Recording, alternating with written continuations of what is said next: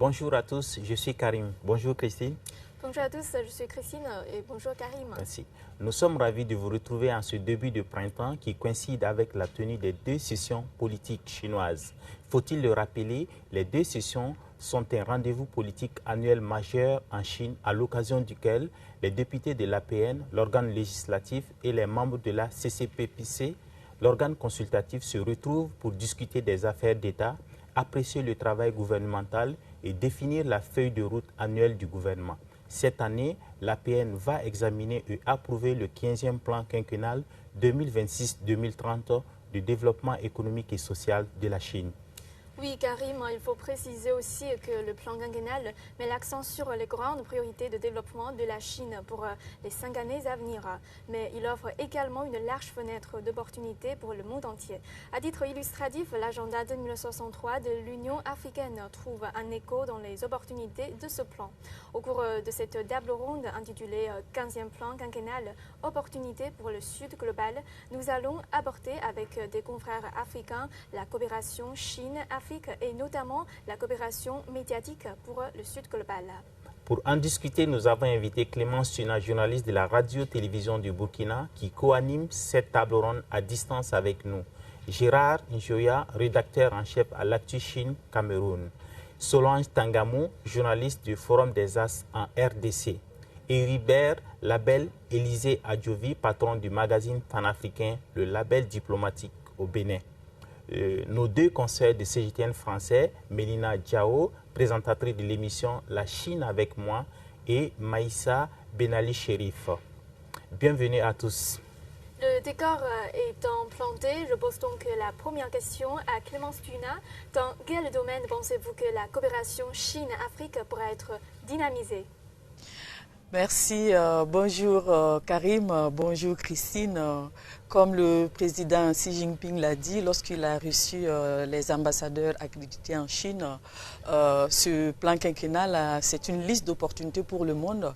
Et je pense que l'Afrique doit saisir cette opportunité en termes de coopération. Moi, j'aimerais surtout qu'on mette l'accent sur la technologie de l'intelligence artificielle. Parce que, voyez-vous, jusqu'à présent, l'Afrique se positionne comme consommatrice. Donc, il va falloir que nous essayions aussi de construire et éventuellement de co-construire des IA avec la Chine. Et ça va passer par des formations de la jeunesse africaine sur l'ingénierie IA, par exemple, appliquée à l'agriculture, à la santé. C'est de cette manière que véritablement l'Afrique pourra aussi dire son mot dans cette révolution qui est en train de bouleverser toute la civilisation mondiale. Merci Clémence Tuna. Le 8 mars, lors d'une conférence de presse en marge de la 4e session de la 14e Assemblée populaire nationale, le ministre chinois des Affaires étrangères Wang Yi a indiqué qu'à partir du 1er mai, la Chine mettrait en œuvre la suppression totale des droits de douane sur les produits importés de 53 pays africains. Cette mesure offrira ainsi plus de grandes opportunités à l'Afrique d'accéder au marché chinois. Monsieur Justin Ondong, que pensez-vous de cette décision? C'est-à-dire de supprimer toutes les barrières douanières avec les produits africains à destination de la Chine. C'est une avancée majeure. C'est une avancée majeure, aussi simple que ça. C'est-à-dire que maintenant, les Africains produisent, on va dire, des éléments culturels ou culinaires ou tout ce que vous voulez. Ils peuvent les faire entrer en Chine sans payer de droits de douane. Aucune puissance mondiale n'a fait ce genre de choses pour le continent. C'est une occasion pour moi pour appeler mes compatriotes à penser à se diriger vers la Chine dans le cadre de leurs activités. Nous avons des facilités dans ce pays, il faut s'en servir. Ça doit donc motiver les Gabonais et les Gabonaises à produire et aller se présenter sur le marché chinois. Merci M. Ndong. L'année 2026 est chargée de symboles pour la Chine et l'Afrique. Alors, M. Adjovi, vous couvrez les 2 sessions à Beijing. En tant que témoin de ce grand rendez-vous politique, quels commentaires faites-vous à propos de la coopération Chine-Afrique? Bonjour Karine, bonjour Christine. À l'occasion du 70e anniversaire des relations diplomatiques sino-africaines qui coïncide avec le 15e plan quinquennal de la Chine, son démarrage bien entendu, Et en cette année 2026 des échanges humains et culturels sino-africains, il est impérieux de renforcer la coopération sino-africaine, notamment dans le domaine économique et commercial, et cela passe par le renforcement du tissu industriel sur le continent africain ainsi que le renforcement de l'agro-business. Cela va permettre à ce que l'Afrique puisse sur place transformer les matières premières, ajouter de la plus-value et pouvoir être compétitif sur le marché international. Et donc les productions agricoles de l'Afrique pourront être amenées à l'exportation avec plus de compétitivité.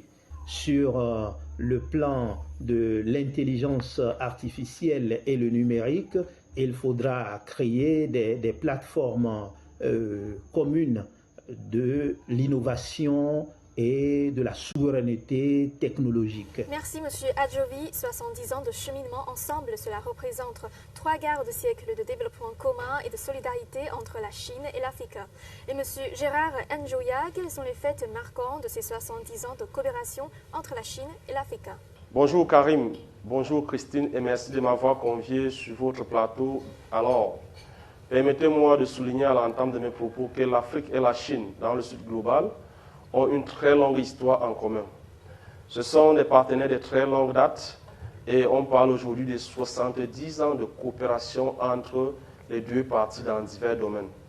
Donc il s'agit là de 70 bonnes années de coopération fructueuse que les médias sino-africains devraient raconter au monde entier sans ambiguïté.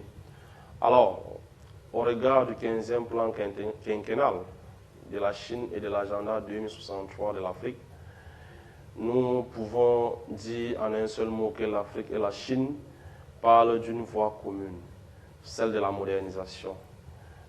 Voyez-vous, les deux parties célèbrent cette année leur 70e anniversaire de l'établissement des relations diplomatiques, une année où la coopération sino-africaine ouvre aussi une nouvelle page de son histoire avec la politique du tarif zéro douanier que la Chine a accordé aux pays africains. C'est donc évident de penser qu'il s'agit naturellement d'une année où la coopération Chine-Afrique devrait se voir renforcée dans divers domaines, notamment les secteurs agricoles et culturels. Merci M. Njoya. Pendant ces 70 ans, la coopération a laissé une empreinte visible dans le développement de l'Afrique, notamment la réalisation d'infrastructures diverses sur le continent. N'est-ce pas, Solange Tangamou? Bonjour Karim, bonjour Christelle. Heureuse de pouvoir échanger avec vous. Cette première semaine de mars sera marquée par la tenue des décisions. Un moment important de la politique non seulement chinoise, mais aussi mondiale. En effet, la tenue des décisions est un temps fort. Et cette année, elle sera marquée également par le lancement du 15e plan quinquennal chinois, qui est une sorte de feuille de route qui trace des perspectives de développement économique, social de la Chine pour les 5 prochaines années.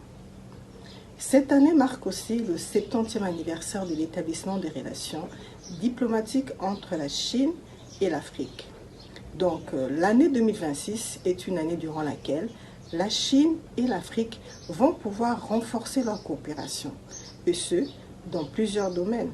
Mais il y a également le domaine des infrastructures, dans lequel la Chine peut continuer à apporter son expertise aux pays africains, avec la construction des infrastructures modernes pour le développement économique et social de l'Afrique. Comme cela s'est déjà fait dans plusieurs pays africains, la Chine a déjà eu à apporter son expertise dans ce domaine et il serait important que cette expertise puisse encore s'approfondir et réaliser encore plus d'ouvrages d'infrastructures pour le développement de l'Afrique. Merci Madame Dangamou. S'il y a bien un sujet qui passionne tout le monde actuellement, c'est bel et bien le développement exponentiel de l'IA. Selon le rapport d'activité du gouvernement, la Chine devrait construire 3 centres internationaux dédiés à l'innovation scientifique et technologique et en fera des moteurs d'innovation de classe mondiale. Lors du gala de la fête du printemps, les robots humanoïdes ont offert un spectacle haut en couleur. Alors, Madame Duna, est-ce que vous avez suivi ce gala et quelles ont été vos impressions? Oui, c'est avec beaucoup de bonheur que je parle vraiment de ce gala qui a été une réussite. Je pense que c'est le gala, voilà, on l'a dit, hein, le gala le plus suivi au monde parce que, waouh, la Chine a surpris le monde entier en faisant coopérer l'intelligence artificielle et puis l'humain. Et la Chine a prouvé par là que voilà, et son industrie de robots humanoïdes n'est plus dans une phase d'expérimentation, mais plutôt dans une phase de maturité. Parce qu'il fallait voir ces robots humanoïdes pratiquer les arts martiaux, faire des sauts périlleux avec une précision, j'allais dire, chirurgicale, aux côtés des hommes. Mais le message qu'il y a derrière ça, la Chine a prouvé au monde entier que non, cette technologie de l'intelligence artificielle, réalité augmentée, je parle de la réalité augmentée aussi parce que le spectacle Ode aux déesses de la fleur, on a vu des projections, il y a de pétales de fleurs sur la scène et c'était beau. Donc la Chine a montré que non, modernité et tradition ne sont pas opposés. La Chine a montré que la technologie, notamment l'intelligence artificielle, les réalités augmentées, donnent de l'aile à notre culture, donnent de la puissance à notre culture, nous aident à porter notre culture, à valoriser notre culture. Et ça, franchement, il fallait y penser, c'était une très belle réussite. Merci Tuna. Selon le même rapport, la Chine va élargir le champ d'application de l'IA+, accélérer la diffusion des agents et des terminaux intelligents de nouvelle génération et promouvoir la commercialisation et l'application d'envergure de l'IA dans les secteurs et domaines prioritaires. Écoutons à présent les impressions de Solange qui a suivi le gala du printemps.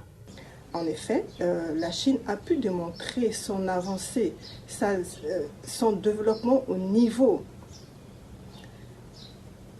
de la robotique avec la tenue du gala du Nouvel An. Moi, personnellement, j'ai eu à le suivre. C'était vraiment époustouflant de voir des robots exécuter des chorégraphies, des figures de kung-fu avec des petits garçons à côté. C'était vraiment quelque chose d'immense. C'était vraiment génial, en fait. Toutes ces chorégraphies qu'on a eu à démontrer durant le gala du Nouvel An. C'était vraiment magnifique. Alors la Chine a pu démontrer une fois de plus son avancée technologique, ce qui peut encore soutenir l'Afrique dans ce domaine. Merci Madame Dongamou. Ces derniers temps, une tendance est devenue très virale sur les réseaux sociaux. Il s'agit du mouvement Devenir chinois. Et Madame Duna, que pensez-vous de cette tendance ? Je suis rentrée dans la danse en publiant sur ma page Facebook voilà, des posts un peu dans ce sens. Par exemple, voilà, les gens ont apprécié quand j'ai porté le hanfu, cette robe traditionnelle chinoise. Et moi, j'avoue qu'en réalité, moi, j'étais dans ces hashtags avant que ce ne soit viral. Parce que quand j'ai visité la Chine en 2024, quand je suis revenue, ben, l'art culinaire, l'art de la table m'a tellement séduite. J'ai aimé ce mode de vie que très souvent quand j'ai des invités spéciaux à la maison, je leur sers dans des bols à manger, dans des bols en porcelaine et avec des baguettes. Ils disent, ah ben je ne sais pas manger avec des baguettes. Je dis, mais l'occasion d'apprendre, voilà, ils s'essayent comme ça. Et voilà, il y en a qui arrivent d'un coup, il y en a qui ont du mal. Mais toujours est-il que voilà, ça fait repenser à cette belle tradition chinoise, un mode de vie qui est intéressant. Merci Madame Tuna. Je voudrais à présent citer Mamadou Siré Baldé, journaliste de Vision Guinée et qui participe à la couverture médiatique des 2 sessions à Beijing. Pour lui, au-delà des secteurs productifs, la profondeur du partenariat se mesurera à l'intensité des échanges humains. Nous restons toujours dans l'exploration culturelle avec Mélina qui se trouve actuellement dans la province du Fujian où elle nous présente les Tulou. Je vous propose de l'écouter. Bonjour tout le monde, je me trouve en ce moment à Yongding, dans la province du Fujian, pour explorer des constructions exceptionnelles, les Tulou, inscrits au patrimoine mondial de l'UNESCO depuis 2008. Ces bâtiments en terre battue sont bien plus que de simples habitations, ce sont de véritables maisons forteresses édifiées par les Hakka, un peuple qui a connu de grandes migrations au fil de l'histoire. Ici à Yongding, plus de 20 000 Toulots subsistent encore aujourd'hui, dont certains âgés de plus de 1200 ans. Sans un seul clou de fer, ces murs épais ont été pensés pour la sécurité, la résilience et surtout la solidarité. Plusieurs centaines de personnes vivaient ici ensemble, sous un même toit, dans une communauté unie. Son rôle premier était donc de protéger cette communauté. Aujourd'hui, il est aussi devenu un atout économique majeur. C'est un moteur du tourisme culturel et un symbole international de la Chine. En étant sur place, je ne peux m'empêcher de faire un parallèle avec la Chine d'aujourd'hui. Ces bâtiments reflètent les valeurs profondes des Hakka, l'union, la persévérance, la transmission des savoir-faire. Or, ce sont précisément ces mêmes valeurs qui nourrissent le développement économique rapide de la Chine contemporaine. On voit bien ici comment patrimoine historique et développement moderne se complètent parfaitement. Le passé n'est pas oublié, il est transformé en force, en identité, en avenir.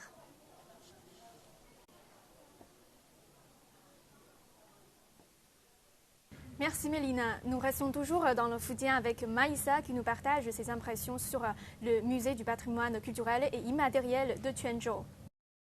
Bonjour, nous nous trouvons actuellement dans le musée du patrimoine culturel immatériel de Quanzhou. Ce musée, ouvert en 2019, est l'un des plus grands du pays dédié au patrimoine culturel immatériel avec plus de 9000 m² d'espace d'exposition. Le musée présente des projets couvrant les arts traditionnels, l'artisanat, les coutumes folkloriques et l'opéra régional avec plus de 650 objets exposés. Par son positionnement géographique, stratégique, Quanzhou fut et reste une ville clé dans l'histoire de la route de la soie maritime. Elle se distingue par son approche dynamique de la culture vivante, des ateliers artisanaux, fabrication de lanternes, sculptures sur bois, pensées comme des expériences actives et interactives, mais aussi des spectacles en direct. Autant d'initiatives qui permettent aux visiteurs de s'immerger dans l'authenticité et la richesse du patrimoine culturel. Autrefois, au cours des dynasties Song et Yuan, la ville était l'un des plus grands ports du monde, un carrefour du commerce international reliant plus de 100 pays.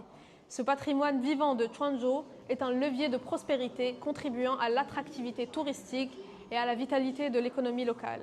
Aujourd'hui, la ville a su se préserver son héritage, tout en se développant économiquement avec une industrie privée dynamique, notamment dans les secteurs du textile, de la chaussure et de la technologie. Woman, modernité, tradition. Ce sont les trois mots que je n'ai cessé d'entendre depuis mon arrivée ici en Chine. Des mots que je croyais comprendre, mais il m'a fallu voyager dans le sud-est du pays, jusqu'à Quanzhou, dans la province du Fujian, pour en mesurer véritablement l'ampleur. Ici, la modernité ne s'oppose pas à la tradition. Elle semble s'y superposer. Les temples anciens coexistent avec les zones industrielles et les rituels perdurent au rythme d'une croissance qui reste néanmoins accélérée. Au cœur de cette coexistence, un mot revient sans cesse. Woman, nous ou notre en chinois. Sa répétition n'est pas anodine. Elle révèle une conception profondément collective de la société. Ce pronom utilisé presque instinctivement façonne une mentalité où la réussite n'est pas individuelle mais partagée. Et peut-être est-ce là l'une des clés du développement fulgurant du pays et de la région. Un progrès pensé comme un effort commun. Merci Maïssa pour cette belle immersion. Les développements culturels et économiques vont de pair en Chine. Selon le rapport d'activité du gouvernement 2026, la Chine vise un taux de croissance économique compris entre 4,5% et 5%. Les objectifs de développement fixent un taux de chômage urbain de 5,5%, ambitionnent la création de 12 millions de nouveaux emplois urbains, l'augmentation de l'indice des prix à la consommation de 2% et une production céréalière de 700 millions de tonnes. Et pour les entreprises étrangères, plusieurs signaux importants ont également été envoyés à travers ce rapport. Premier signal, l'ouverture de haut niveau va continuer. Et de plus, la Chine prévoit notamment d'élargir l'accès au marché dans certains domaines de services comme les télécommunications à valeur ajoutée, la biotechnologie et les hôpitaux à capitaux étrangers. À présent, venons à notre propre métier, les médias. Clémence Sunan, en tant que journaliste africain, comment les médias africains et chinois devraient-ils coopérer pour raconter de manière plus authentique et plus équilibrée les histoires de développement du Sud global? Alors, pour que nous puissions vraiment raconter de manière authentique et équilibrée les histoires de développement issues, bien évidemment, de la coopération Chine-Afrique, je pense que nous devons vraiment nous approprier véritablement les récits dans les médias. Pourquoi je dis ça? Parce que jusqu'à présent, très souvent, la plupart en tout cas des récits de coopération Chine-Afrique sont racontés par les médias occidentaux avec très souvent un prisme critique, voire négatif. Ils parlent de pièges, de la dette, de l'impérialisme chinois. C'est parce que, à quelque part, nous, Africains, médias africains et chinois, nous avons laissé le terrain aux Occidentaux. Donc, on doit se l'approprier. Mais je vois aussi encore que les médias chinois racontent beaucoup plus les récits de cette coopération plus que les médias africains. Certainement, pas par manque de volonté, mais par manque de moyens, de coordination. Voilà. Et j'ai remarqué aussi que lorsque les médias africains racontent ces récits de coopération, c'est avec beaucoup d'enthousiasme. Ça, c'est très très bien. Voilà. Mais ça occulte, ça a tendance à occulter aussi certaines réalités du terrain. Ce qui fait qu'on a besoin que nous, médias africains, nous soyons véritablement au même niveau que les médias chinois pour pouvoir raconter ces récits. Autre chose aussi que j'ai remarqué qu'on devrait revoir, c'est un peu l'accessibilité de ces récits-là. Il faut que ces récits soient accessibles beaucoup plus sur le multimédia, sur Internet, et surtout que ce soit un multilangue. Pourquoi je dis cela? Parce que très souvent, les langues utilisées en Afrique pour raconter les récits sur la coopération Chine-Afrique, c'est le français, l'anglais, l'arabe, le swahili peut-être. Mais combien de pourcents d'Africains comprennent ces langues? L'Afrique a plus de 2000 langues. Donc, ça fait que c'est une infime partie de la population que nous informons. Donc, il va falloir mettre en place des mécanismes pour pouvoir relayer ces récits-là dans les différentes langues africaines.